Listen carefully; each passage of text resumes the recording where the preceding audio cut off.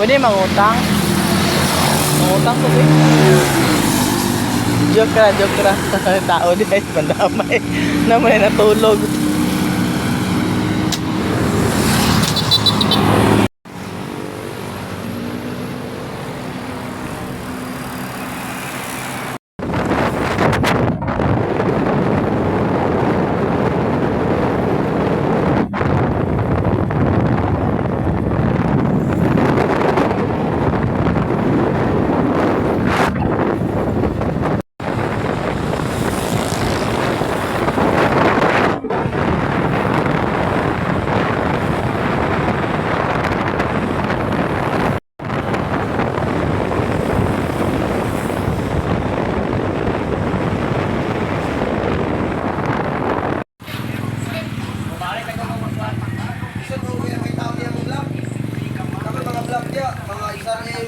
So, ayan guys, we're doing a voiceover again kasi nga hindi ko alam kung bakit walang boses yan. Sa nakikita nyo, dito ako sa shop ng kapatid ko kasi nga yung motor na flat. Iwan ko ba yung motor niya yan, lagi na lang siya nagpa-flat. Hindi ko alam kung bakit. I think the reason is mas malaki kasi yung size ng gulong niya. Hindi kasi, basta kala yung haom guys. Ayun, basta yun na. And that time, medyo nagutom ako kasi hindi pa ako nagkakape at nag-agahan kasi maaga pa yan guys. Nag-asa ko ng kapatid ko nga pabili ng kape. Bumili naman ako ng kape sa tindahan. Nakapunta ko ng store na dyan malapit sa sa shop ng kapatid ko guys. Bumili talaga ako ng kape at saka nagbili at ako ng bread niyan. Na-busy kasi guys kasi yung tricycle o tricab ang tawag sa amin, nasira. So, andun sa National Highway, pinuntahan namin, na-check namin kung andun pa ba kasi kagabi yun nangyari yung pagkasira niya. At then, pinuntahan namin ng kinaumagahan at yan na ang araw na yan. Medyo natagalan ako sa pagbili niyan guys, no? Kasi naghanap pa kasi ako nung sugar na 5 piso wala naman pala silang sugar. So, ayan, istikapin na lang ang binili ko na walang sugar at saka bread. Kinasya ko yung perang binigay sa akin ng kapatid ko, guys. Kasi nga, nagutom na ako. Malis ako sa bayan mga 7. Then, ang oras na yun, magte-10 na siguro. Medyo natagalan ako yan, guys, no? Kasi nagbibintuhan pa kami. And then, yung kapatid ko pala nagpabilisan ng tubig. Mineral water, guys, 1 liter. Kaya, medyo natagalan ako sa tindahan.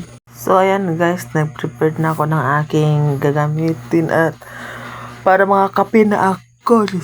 Gabi na pala dito guys, no? Habang nag-voiceover ako at yung lalaki yan ay, trabante ng kapatid ko sa kanyang shop. So, kape tayo guys. So, ayan guys, binalikan namin yung tricab kasi may nakasama kami tulong sa amin guys.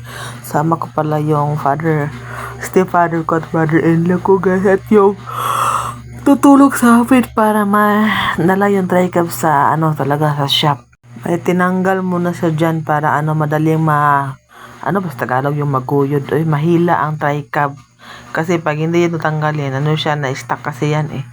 So yan, magsimula ang kami maguyod-guyod. Hindi ko na kayo madala sa paguyod-guyod guys. So yan guys, nakauwi na pala kami niyan. Oras na yan, gabi na pala yan guys, no? So nakauwi na kami at ewan ko ba kung anong pinagsasabi ko dyan. Ay kasi nga yung camera, nawala yung seat sa niya, na-mute siya ba? Hindi ko na kasi yung phone na to, lang siya, gumagala lang sa kanya, parang nagdalag. Iwan ko ba, mura na kasi itong phone guys. Kaya yan, hindi ko alam na nawala para yung boses, na-mute pala ang camera. So, nakauwi na daw ako, sabi niya. Mahirap talaga mag-voiceovers guys, no? Kasi hindi mo alam kung anong pinagsasabi mo sa oras na yan. So, sabi ko nga pala siguro parang di ako nagkakamali, nakabili ako ng isda na worth of 50 pesos. So, hindi ko na alam kung ano ang pinagsasabi ko niyan guys. Kasi siguro napapaalam na ako sa oras na yan sa inyo kasi gabi na, tatapos na kami lahat. Kain ko na ang aso, nakapaghugas na ng pinggan. Okay, hindi pala. Kumakain pala pala ako guys, sorry. Hindi ko kasi, nakalimutan ko kasi kung anong pinagsabi ko yan guys. So, sabi nga pala na ako, so thank you for watching. See you to my next video. Please subscribe. Ayan, sabang araw naman yan guys, mga 5 or 6 a.m. yan in the morning at Sabado walang pasok. So naghanap ako ng tindahan na bukas kasi naghanap ako ng kape.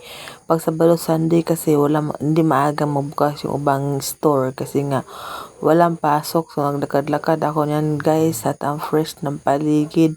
Sabi ko yun, naalala ko yung pinagsabi ko yan guys, hindi pa rin naayos pala yung kamera dyan kaya walang boses na lumalabas sa akin guys. Na-amaze na ako guys kasi nga nag-fogs at saka yung amoy ng mga dahon, ang bango talaga pag nasa bukid, no? Fresh na fresh talaga yung amoy, yung bang maamoy mo ang mga dahon, iba't ibang klase mga dahon guys.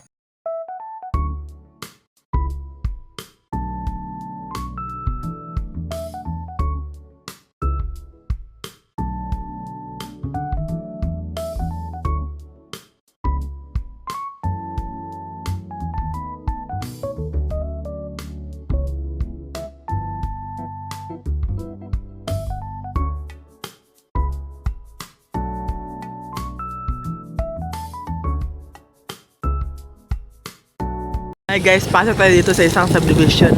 Ito yung nadaanan ko nung nag-jogging ako guys. La Aldea. May mga baka pa dito. Hapon na nga pala ngayon guys. Ano na ngayon? 3:47 na ng hapon. Maganda ngayon ano ba tawag ng magala dito kasi hindi mainit. Ano lang ang panahon? Dala? Gala. La. La Aldea. Huh? La Aldea. Ito yung model house. Ano to? Lower Chemist pala.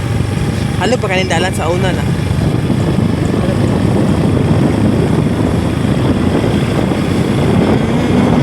Dati, hindi pa to simentado.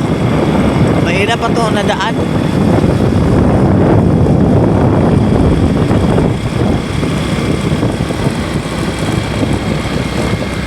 Ito, tao na mo ito yun. Ito pala yung La Aldea. Sada ba? Maganda yung ano nila unit, oh. Ito, tao na andik so ka sa buton kaya malibang ko. Ano yung kalibangan na eh? Ito guys, napuntang Lower Camp East. Ito pala unahan layo piyo. So, Kami pinili man. Lower Camp East, manggod ni. Dinoy. Este, nung sa makan nakanin pa kanil sa una. Ya, gamit dahil duro magamit. Upper to, kanil lower. Ito ila ni so itong Elmer nga isa. May, Eh, sa lugar na. tuyo ka naman. Sa lugar na siya, Japanese rice? Tuyo ka naman. Ako sa medyo bin ako sabi. Eh. Ay sabag. Kuha na to, kuha na unsa. Saan na siya nga klase nga tanong? Parang palayan pero iba yung ano niya. Bunga. Mura na ka? Pungutan ako. Grabe, lay.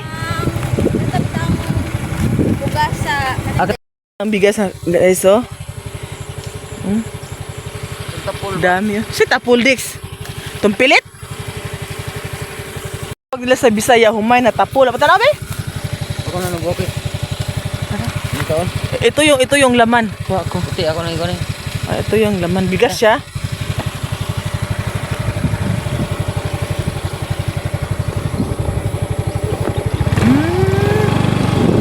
Humay, ah. May ganun klase palang humay. Bigas. Balik na kami. Bigyan tayo sa Chocolate Hills. Hey guys, bye-bye na. Small Chocolate Hills. May Chocolate Hills pala dito, no? Hindi lang pala ang Bohol may Chocolate Hills. Meron pa dito sa Chocolate Hills. Para kasi siyang Chocolate Hills tingnan. Kasi nga, kulay chocolate na bundok-bundok. Pero hindi lang siya mahaba. Pero hindi yan guys, ay. Ginawa yun. Ano yun, nilagay yun ng sadya para patagin ang lupa. Tingnan natin parang Chocolate Hills pero hindi. Pauwi na kami guys.